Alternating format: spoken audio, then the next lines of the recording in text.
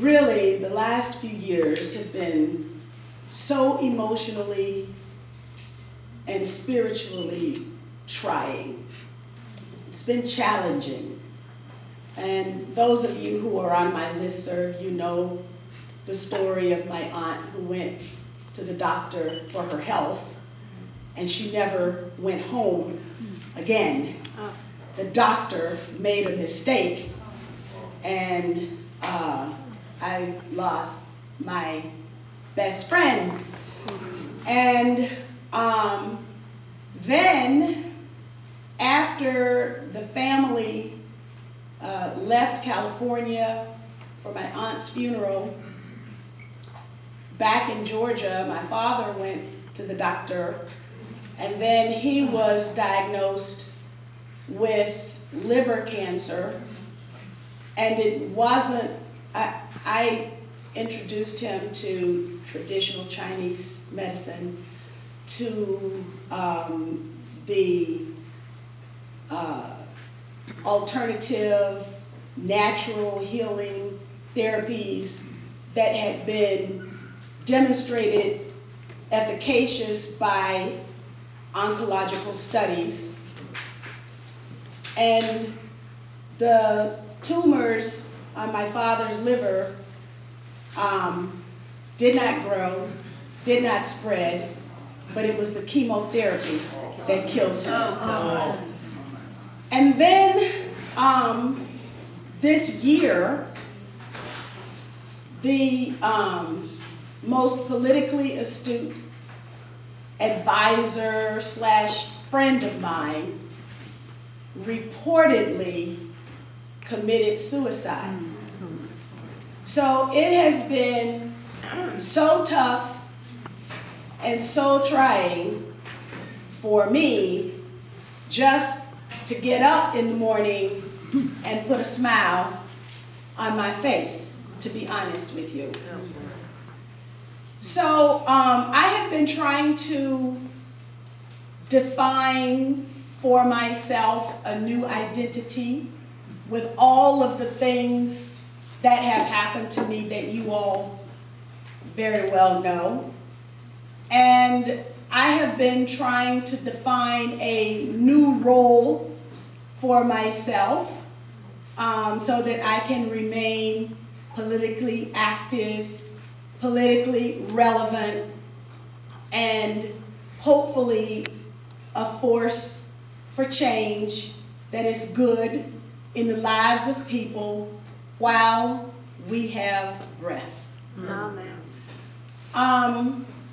And so one of the things that I have done is finally, my mother is so happy with me now, one of the new aspects of my identity is that I am a student. I have been enrolled in 3 PhD programs. Well, I finally started one of them seriously. And so I am a student now. And I absolutely love my program.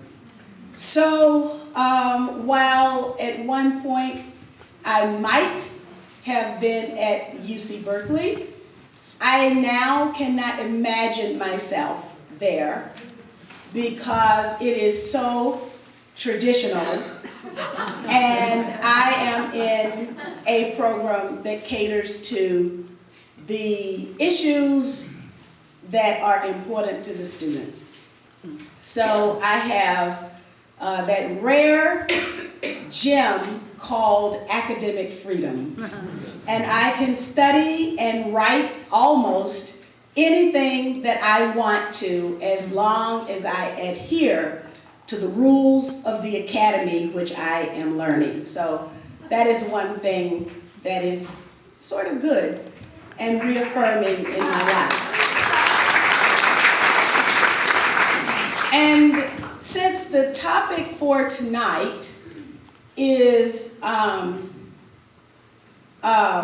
America After Empire, I thought I would take a slightly different tack if I'm supposed to be talking about that now.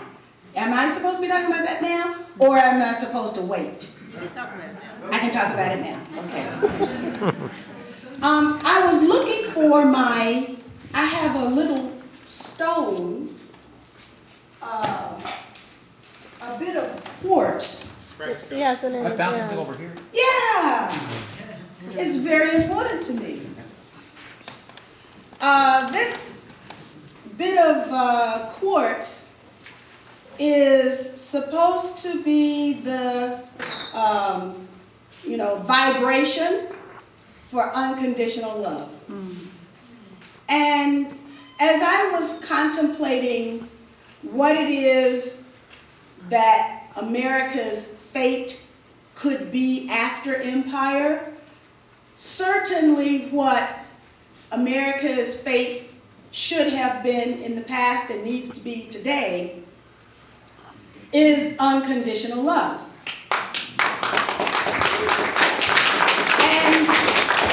But how can we get to unconditional love? I know that there are some of us who have relationships in this room, and they represent that kind of quality and character. And what I would say, humbly, is that at a time of my deepest distress, when I had been targeted by the most powerful political forces in our country, people were running away from me as if I had the plague. But Dorothy didn't run away from me. In fact, she came closer to me. So what I want to talk about briefly and elaborate on in the dialogue and then the question and answer period is, what is it that we can do in this country to live lives that exemplify unconditional love?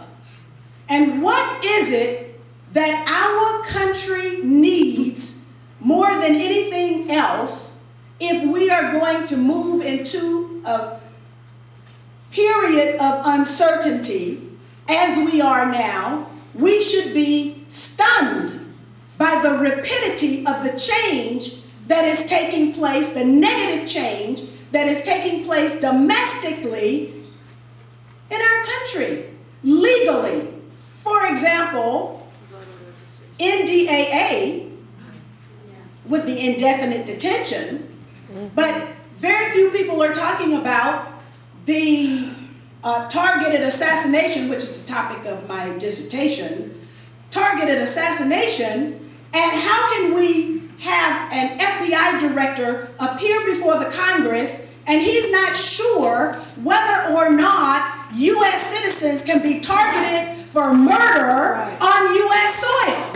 When have we ever heard anything so cruel, callous, and unconstitutional as that?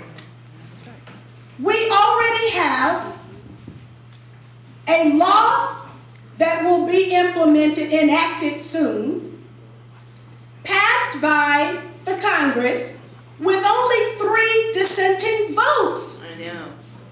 3 dissenting votes. What is that bill? The bill provides for the Department of Homeland Security to designate an event as a national security event. Right. And then our First Amendment rights have been written out of the Constitution by this legislation.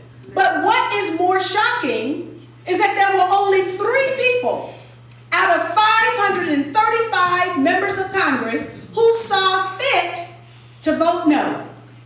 One of those persons was Ron Paul. The other 2 people were Republicans. And so what I would posit is that today, if we are still in the paradigm of Democrat versus Republican, you're in yesterday's paradigm.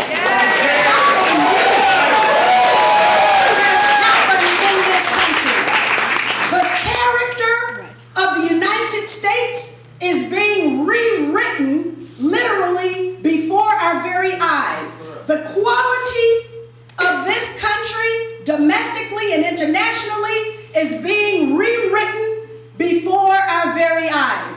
How are we going to place the imprint of the people of the United States, who I believe are still peace-loving people? How are we going to place our imprint on what it is that the United States is going to become and what it is that the United States is becoming? My prescription is this: that we have to create spaces where we can talk to each other. We've got to create spaces where we're not going to judge people by what they say or how they say it. We will judge them by what is in their heart. Thank you. That's what we have got to do. Now, is that easy? No, it's not easy, because people may want to say things and they don't know how to say it. Part of my training in this PhD course is about how to go about creating these vessels where people can be truthful. And I know that Dorothy and I have that kind of relationship. We can say anything to each other without judgment.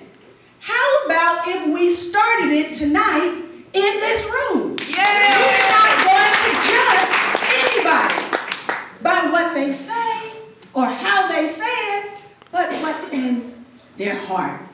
And the only way we can get to a loving community is for us to do these things, like I said in 2008, that we have never done before, so we can get something that we've never had before. And right now, that something has got to be honesty, authenticity. So, I guess I will stop there. No. And because we have someone else who is going to present as well, and then we're going to join into a dialogue, and I will sort of share more with you, but I want you to share with me so that we can be stronger and empowered when we come out of this room. Thank you.